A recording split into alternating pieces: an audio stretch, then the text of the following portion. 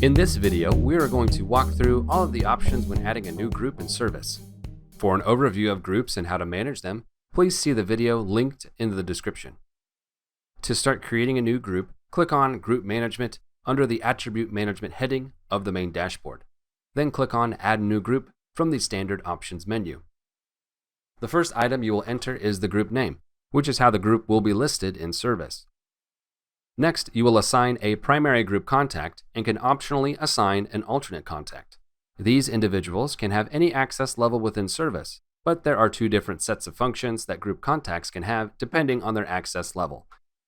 If you assign someone with volunteer access as a group contact, they act as the point of contact for the group and are able to register their group members for upcoming events and see their current registration activity.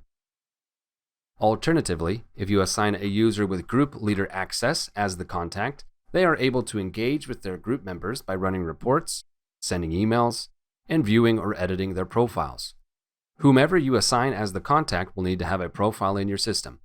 If they don't already have one, you can quickly create one from this screen by clicking on the Add Volunteer Profile button to the right. Next is the group type, which is either public or private.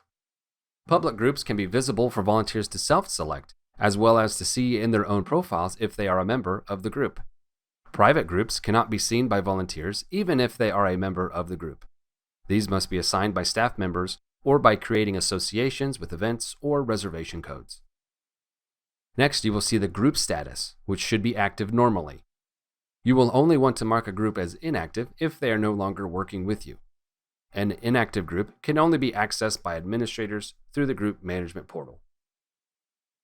Lastly, you can enter any relevant notes about the group for staff members to see in the Group Note field. These notes are searchable, so you can include specific language here to make it easy to search for something from one specific group, or that might tie multiple groups together. Once you have entered all of the information, click the Add Group button and the new group will appear in the Group Management menu. This video is one part in a series focused on managing groups in Service. Follow the link in the description to see our full video playlist on the topic.